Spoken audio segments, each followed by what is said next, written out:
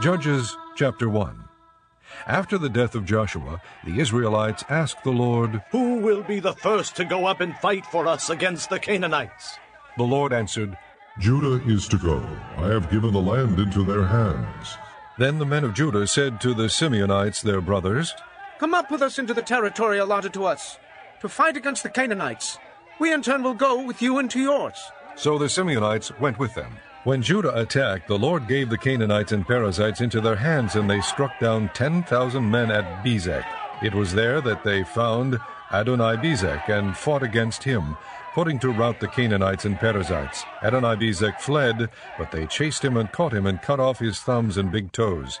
Then Adoni-Bezek said, 70 kings with their thumbs and big toes cut off have picked up scraps under my table. Now God has paid me back for what I did to them. They brought him to Jerusalem, and he died there. The men of Judah attacked Jerusalem also and took it. They put the city to the sword and set it on fire. After that, the men of Judah went down to fight against the Canaanites living in the hill country, the Negev, and the western foothills.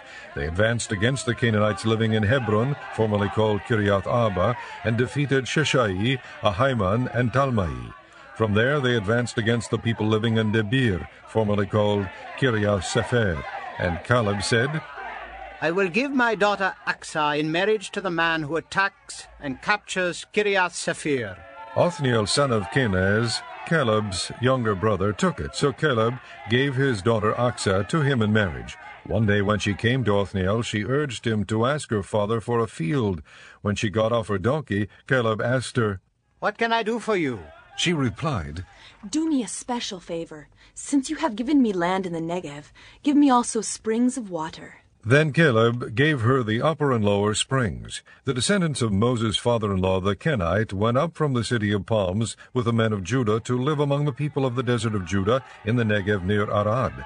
Then the men of Judah went with the Simeonites, their brothers, and attacked the Canaanites living in Zephath, and they totally destroyed the city. Therefore it was called Hormah. The men of Judah also took Gaza, Ashkelon, and Ekron, each city with its territory. The Lord was with the men of Judah. They took possession of the hill country, but they were unable to drive the people from the plains because they had iron chariots. As Moses had promised, Hebron was given to Caleb, who drove from it the 3 sons of Anak. The Benjamites, however, failed to dislodge the Jebusites, who were living in Jerusalem. To this day the Jebusites live there with the Benjamites.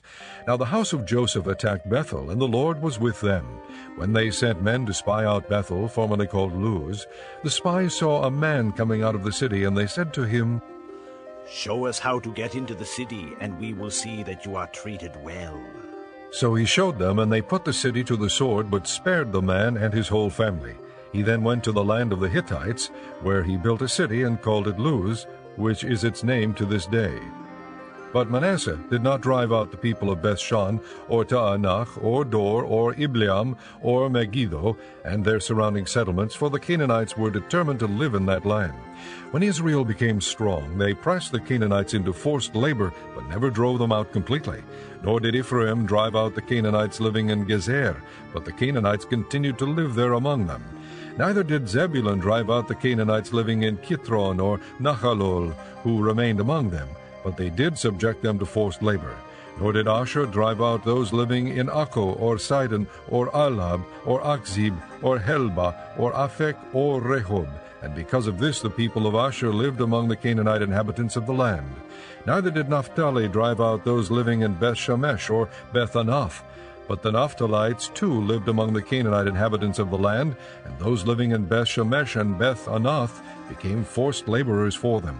The Amorites confined the Danites to the hill country, not allowing them to come down into the plain.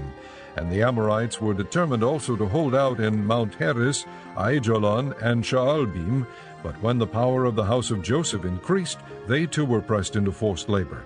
The boundary of the Amorites was from Scorpion Pass to Selah and beyond. Chapter 2.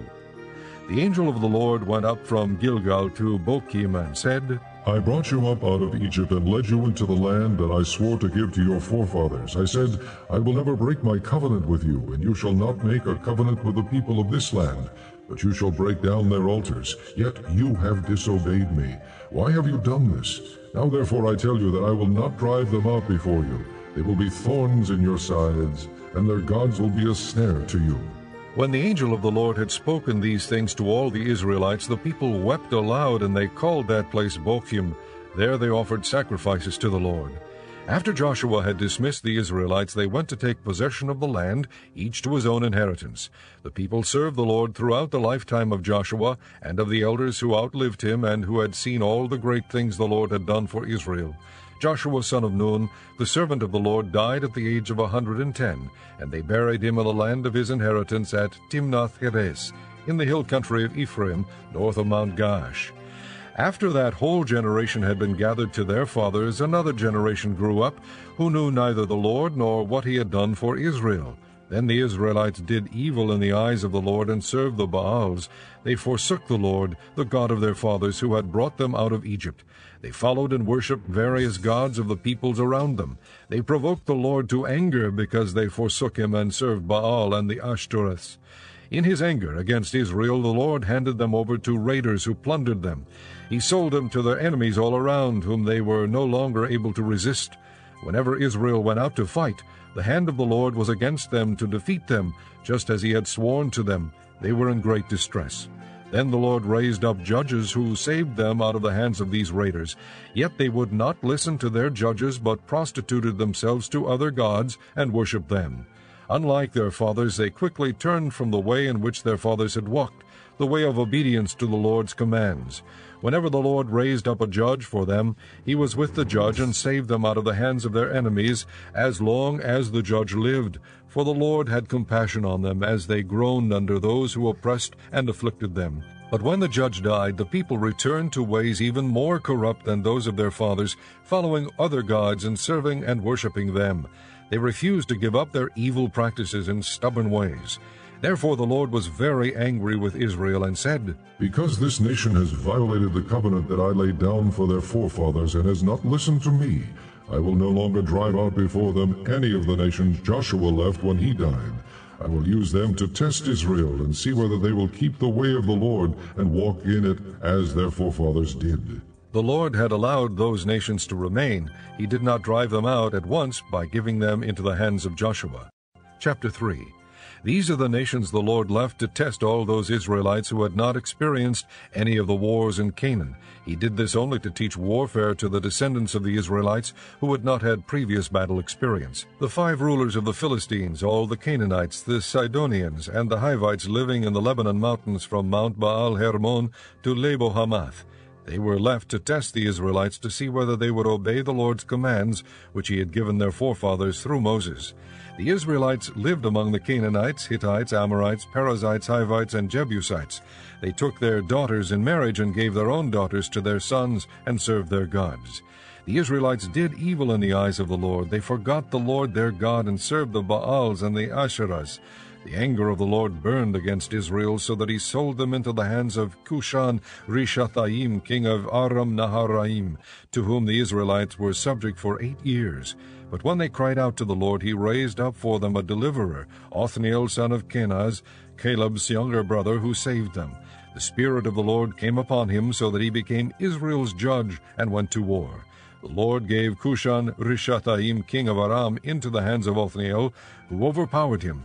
So the land had peace for 40 years, until Othniel son of Kenaz died. Once again the Israelites did evil in the eyes of the Lord, and because they did this evil, the Lord gave Eglon king of Moab power over Israel. Getting the Ammonites and Amalekites to join him, Eglon came and attacked Israel, and they took possession of the city of palms. The Israelites were subject to Eglon king of Moab for 18 years. Again the Israelites cried out to the Lord, and he gave them a deliverer, Ehud, a left-handed man, the son of Gera the Benjamite. The Israelites sent him with tribute to Eglon king of Moab. Now Ehud had made a double-edged sword about 1.5 feet long, which he strapped to his right thigh under his clothing. He presented the tribute to Eglon king of Moab, who was a very fat man. After Ehud had presented the tribute, he sent on their way the men who had carried it. At the idols near Gilgal he himself turned back and said, I have a secret message for you, O king. The king said, Quiet! And all his attendants left him. Ehud then approached him while he was sitting alone in the upper room of his summer palace and said, I have a message from God for you. As the king rose from his seat, Ehud reached with his left hand, drew the sword from his right thigh, and plunged it into the king's belly. Even the handle sank in after the blade which came out of his back. Ehud did not pull the sword out, and the fat